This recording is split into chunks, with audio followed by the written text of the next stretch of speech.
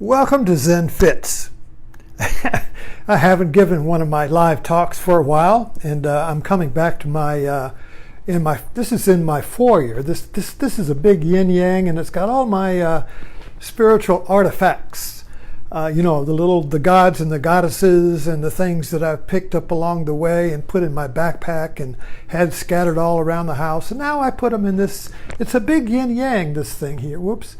And everybody's here, all the gods, all my gurus, all the little things I've discovered, and the eggs, and and they're all metaphors, basically. You see, this is a friend of mine had an emu, and he gave me an egg. This is my metaphor. This is me. See, we all live in one of these, and we break out. Where do we go? Nobody knows. I have some robins nesting again, the second nest this year, over my front door. And when the baby robins fly, where do they go? Nobody knows, you see. So the world is kind of like our nest. The world is kind of like our egg. And we're all inside, banging on, trying to get out, you see. And a few get out, and then nobody knows where they went. Oh, they're still in the egg, but yet they're not in the egg. They're still in there walking around like everybody else, but yet they're not there. Something's different. When you leave the egg, there's a transformation. Something happens. And when you come back into the egg, which we have to do because there is only the egg, there is no outside of the egg, but there is the outside and the inside as one, you see. So when a person breaks out of the egg, they don't go to the outside and leave the inside. They don't say the egg is an illusion.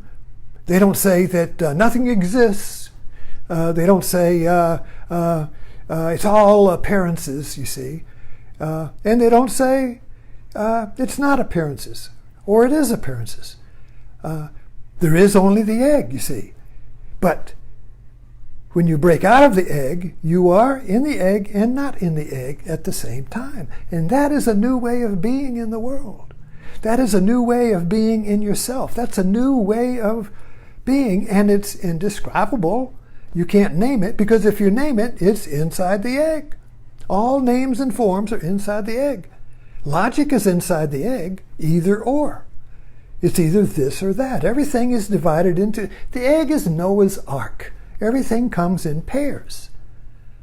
And we are either one or the other of the pair. We're either Ginger Rogers or Fred Astaire. We're one side of the dance, you see. And once in a while, somebody breaks out of the egg. And when they do, and they usually become a metaphor. So what I wanted to talk about today, and I forgot to wind my watch. Forgot to wind my father's watch. Let me wind it again, because this was given to my father when he graduated from Annapolis in 1929 by his grandmother for graduating and becoming a naval officer, which was a great thing for somebody who was born in poverty, whose father was a silver miner in Colorado, dirt poor. He became a naval officer, you see, and he was given a watch. And this means that, now you have control of time, you see. You have time in your hand. You are a man. You have time in your hand, you see. You are in control of time. So let's talk about breaking out of the egg and what's in the news today. Who is famous now for breaking out of the egg but Rapinoe? Aha, you see. Just got a ticker tape parade. And her famous stance is, ta-da. And I was writing to somebody on Facebook, and she was talking about the Sound of Music. Remember the opening logo of the Sound of Music when Julie Andrews is dancing out there in the mountains like that? Rapinoe. That's the Sound of Music, the sound of soccer. So what is the sound of soccer? You see, metaphorically speaking, you can't be inside and outside of the egg at the same time unless you understand metaphors, unless you can connect dots, you see. Just like the inside and the outside of the egg is either or. You're inside or you're outside. No, that's either or is inside of the egg. So as long as you're doing either or, either it's this or that, either it's good or bad, either it's sweet or sour, you're still inside of the egg. And you can't leave the egg. So one foot has to be inside of the egg, where everything is either or, but the other side has to be outside of the egg, and you can see the egg from the outside. And the egg is one. So what is that oneness you see? So we see it and love it metaphorically, because things inside the egg become metaphors for freedom from the egg. So Rapinoe is a metaphor, and I've been in a big argument with this as my friends, because they see from the inside of the egg. And Rapinoe is just a soccer player, and she has faults, and she's doing this and that, and they look at the facts of Rapinoe. Well, that's all true from the inside of the egg, but as a metaphor, she's outside of the egg, and I'm outside of the egg if I see the metaphor. When I see the metaphor is a bridge to my being outside of the egg and inside it at the same time. See, a metaphor is, what can I look at here? A metaphor is the unity of this and that. So Jesus is a metaphor, because he is the metaphor that bridges God and man. I got man, I got God. Well, how do I become God? Well, you can't. You become God-man through Jesus. So through Jesus as a metaphor, you become God-man, inside the egg and outside the egg. You become the whole cup. You see, we look at a cup and say, oh, there's the inside of the cup and the outside of the cup.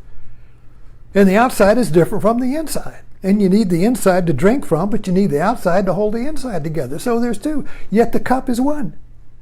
So how do you see that unless you're outside of the cup, unless you're holding the cup? But if you're inside the cup, you're inside the egg, everything is inside or outside, you see.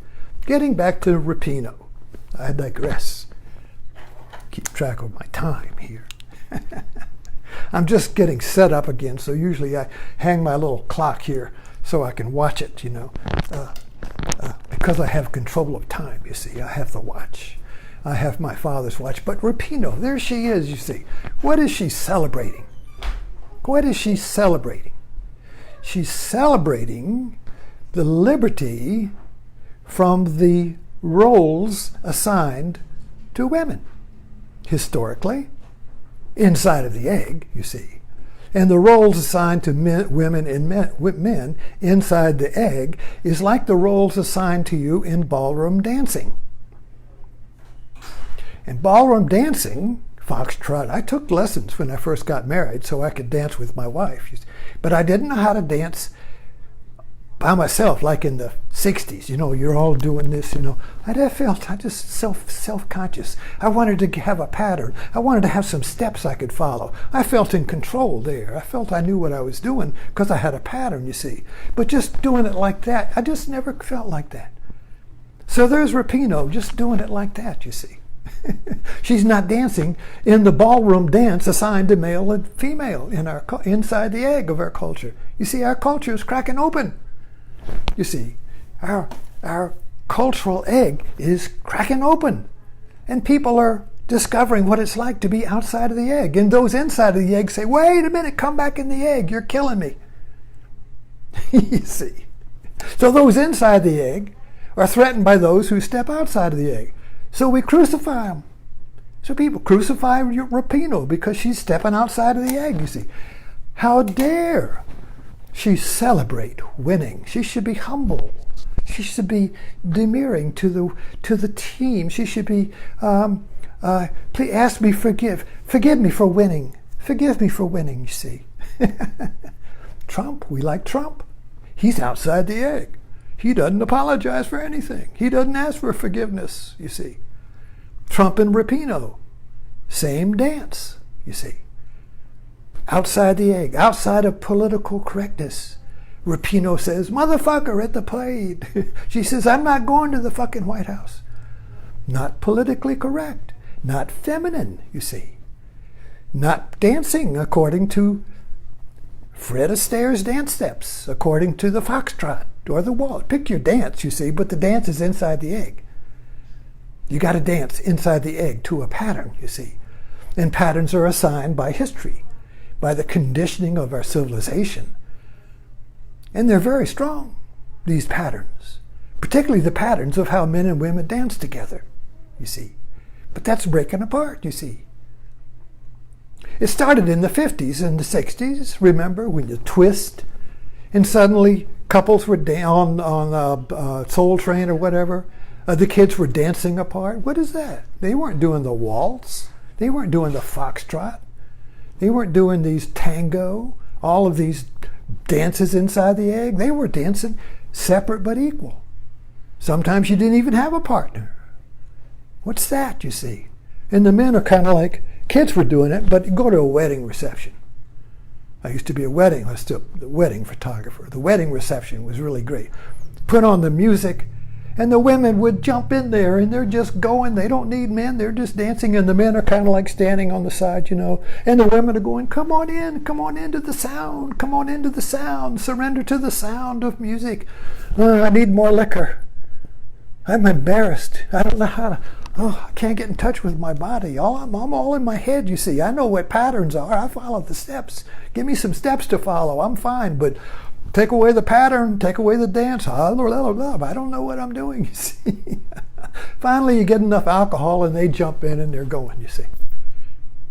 So women lead when it comes to the body, to their feelings, you see. And so that's where we're going today.